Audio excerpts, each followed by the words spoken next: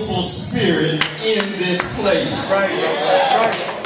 We salute our dear Sister Connie, Brother Frank, all of the loving ones who shall forever remember their loving ones who were shot down by the police. No matter what color, they're priceless, they are precious, and we're here to say they are our brothers, they are our sisters. That's why we're here. We're here because we're on a love train.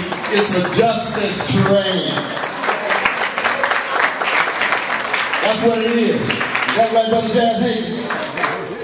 When I talk about soul, I'm talking about what it is to share sweetness and solidarity against the backdrop of catastrophe. That's what Luther Vandross was all about. That's what Carlos Santana was all about. That's what Aretha Franklin, Carole King, right across the board. Let's keep the arts and the music at the center, because it's all about what kind of price we're willing to pay and what kind of burden we're willing to bear.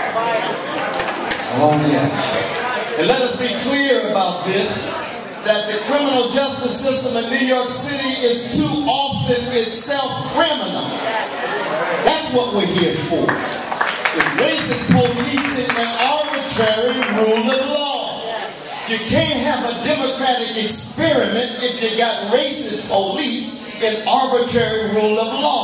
There's a connection between the criminality that too often flows from the police department and the Wall Street criminality, where you got insider trading, market manipulation, predatory lending, and they get off with no convictions, let alone investigation.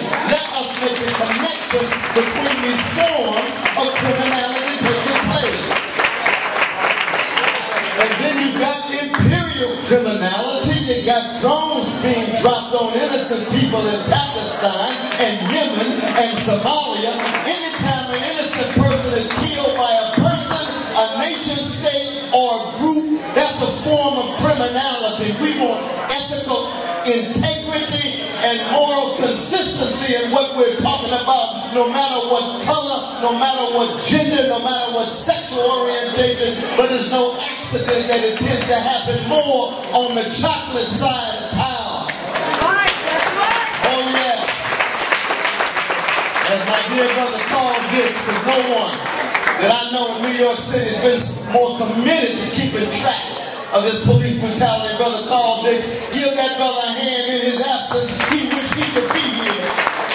He's the one talked about stopping prison early on, year in and year out. But let me end with a little word about this legacy of white supremacy, and then acknowledge the magnificent dignity and the style and the smile of those who have wrestled with the catastrophe in their lives. Black folk have been dealing with being terrorized and traumatized and stigmatized for 400 years. 400 years, day in and day out. Lynching, plantation, police.